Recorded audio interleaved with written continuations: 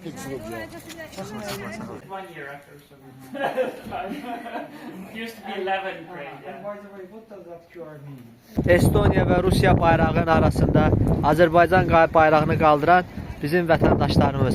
Gereğince uçuşlarımızda elektronik sigara cihazları dahil.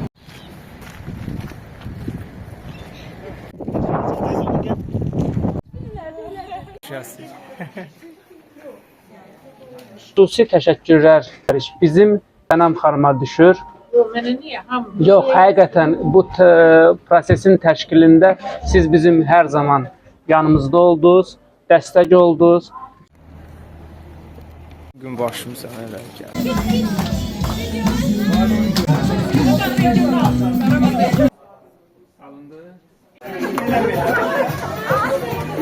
Ramazan oynamağa ne var ki ya? Ritim.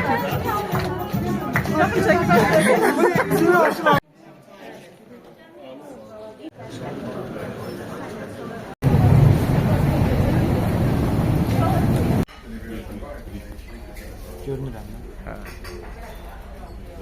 Estoniya səfərimiz artıq yekunlaşdı və sizinlə hekayəmizi bölüşəcəyik. Bəli, artıq məkana gəlmişik. Hal-hazırda Finlandiyanın mərkəzi küçəsində Helsinki'dəyik. I record video. You can. İstisya'dır. Bu xalqa lazımdır və ona görə də doğrudan da bu möhtəşəm layihədir. Ay Allah, bu nədir?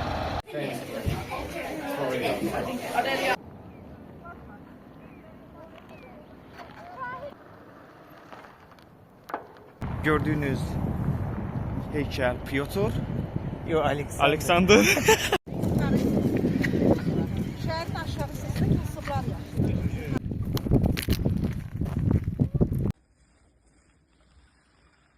Hey, are you Azerbaycanian?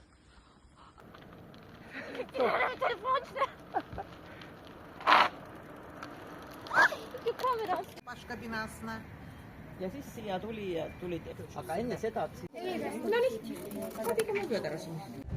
Bəli, yenə də qayıtdıq öz doğma, qalacağımız məkana. Çünki o bizdən əl çəkmir. Göbəyimiz burada kəsir. Bəli, bəli, o bizdən.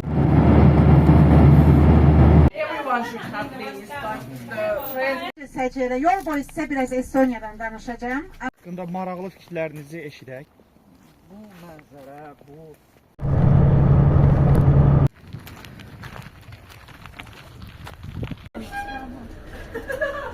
olay yerdə gerçəkdən bizdən sonra təmiz.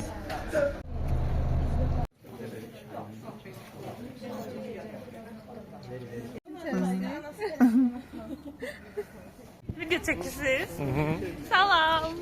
Biz burada kilise görmüşük ve çok muhteşem görseldir. Ara Pravoslav Kilisesi.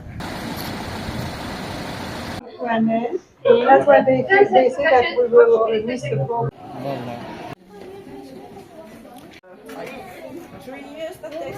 Lakeside nature, so it's still not there, but it's Finnish history and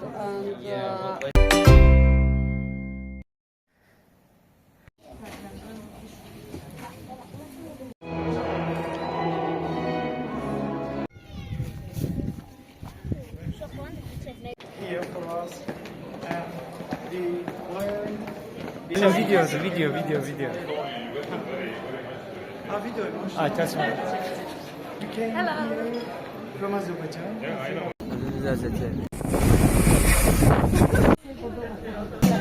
Bəli, hörmətli yoldaşlar. Biz yad uşağını sevmək borcunda deyilik. Amma biz yad uşağının qayğısını çəkmək borcundayıq. Çəkə bilmiriksə müəllim olmamalıyıq. Amma qayğısını çəkmək birbaşa hər bir müəllimin borcudur. Öpürəm sizi. Çox sağ olun mənə inandığınız, güvəndiyiniz üçün və Nuş.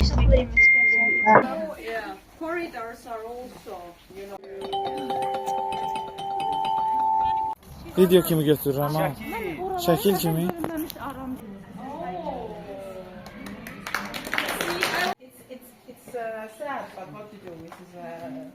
Süper.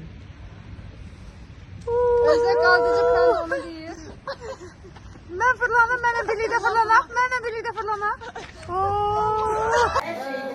Əsas Arda Universitetində çalışıram, orada imtahanlar üzrə menecerəm.